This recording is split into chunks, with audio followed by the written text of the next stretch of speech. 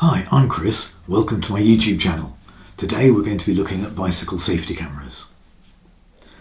Now you won't have had to have been cycling very long to realise that a lot of drivers out there are pretty incompetent and they all seem to be out to get you. Whilst that probably isn't true, it does give you the impression that a lot of drivers really don't look where they're going.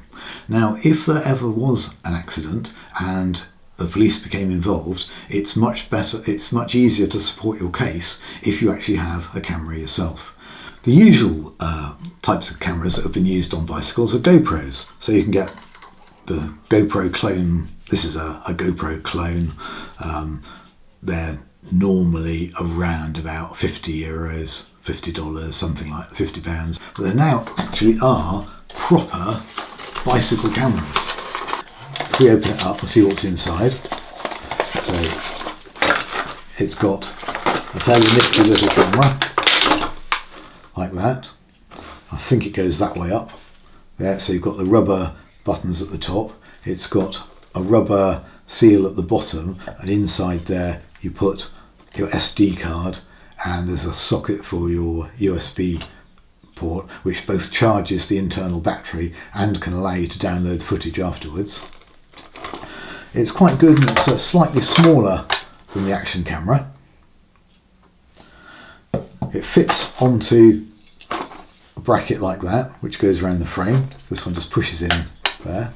And they have a rubber band which holds it all together. So there we are, the rubber band goes on here and it clips around the frame. And at the top they've got some buttons along the top. The middle one enables you to use it as a light, so you can get a rear light. I think you can get a flashing light. Let's try again. There we are, that's our flashing light, and you can get it as a headlight. It's a white light. Press it again, turn it off. Apparently using the lights on their own you get about 20 hours worth of battery on them. On the front we've got 3 buttons that will allow you to actually access the functions of the camera. Turn it on, you get the blue LED light there. Then to actually start video, press that one quite firmly, it should start flashing. There you are, that's recording video now. To stop it, press it again. To turn it off, press that one and it'll turn it right off.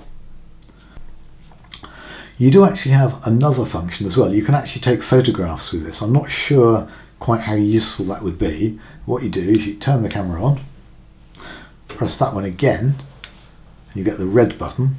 You can then take a photograph. There. And again. And to turn it off, just press and hold that button again. And it's back turned off. Batteries do seem to last quite a long time. I've certainly run them for over an hour and they seem to be alright, and they do charge up very quickly. I charge them up every morning after I've got to work, and they normally take around about 20 minutes to fully charge up, so that's pretty good going. In order to set the date and time on the camera, you need to edit a file called userconfig.txt. This can be done with any plain text editor. You simply create a text file in the format shown here and end the line with F and C. F means high resolution and C means to enable loop recording. You've got to ensure that the file is in a plain text UTF-8 format. Most text editors do this automatically. The settings start automatically when the card's next read. Okay, so let's fit the camera to my mountain bike.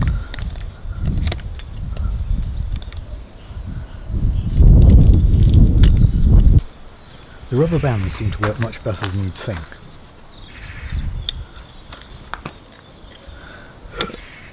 You do need to check the cameras are aligned, as they tend to move around a bit.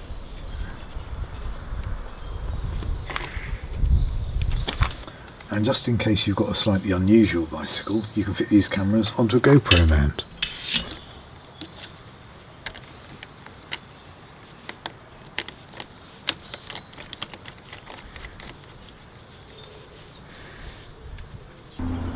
Let's go for a quick ride and see what the pictures look like.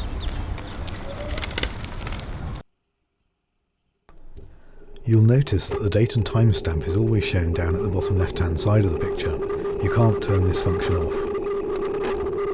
The screen resolution seems adequate rather than fantastic, but it does clearly allow you to read car number plates.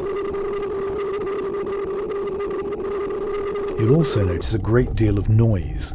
This seems to be primarily vibration through the bicycle frame. It's quite difficult to make out normal ambient sounds. The noise is a lot worse on poor road surfaces. On my recumbent, the mechanical noise is slightly less obvious. You can just hear my bicycle bell.